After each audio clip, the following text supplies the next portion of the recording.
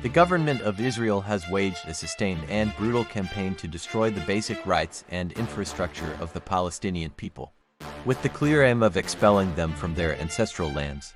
Under the guise of security concerns, Israel has systematically targeted the civilian population, devastated the economy, and sought to undermine the democratically elected Palestinian leadership.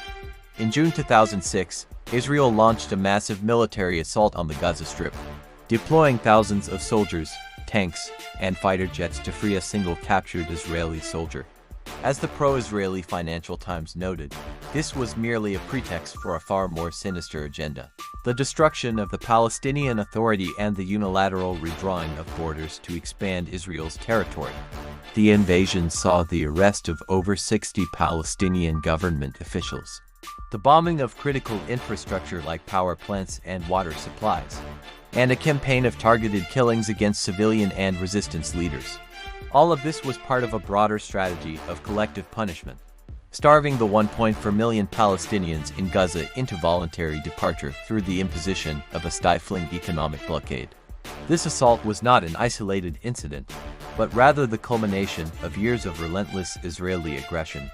In the months leading up to the June 2006 invasion, Israel had already carried out a sustained campaign of assassinations, airstrikes, and artillery bombardment against the civilian population. The goal was to provoke retaliation from the Palestinians, providing a pretext for the full-scale invasion. Underlying this violence is the Zionist vision of a greater Israel that seeks to expel the Palestinian people from their ancestral homeland.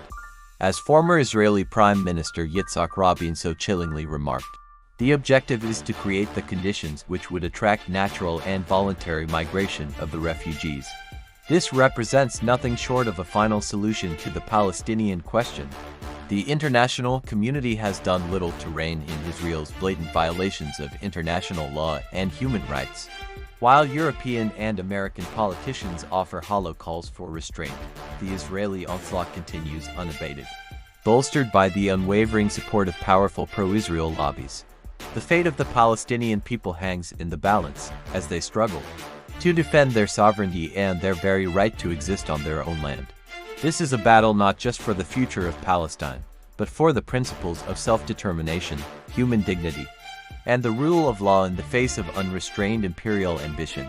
As the world watches in horror, it is clear that the struggle of the Palestinian people is one that deserves the support and solidarity of all who believe in justice and freedom.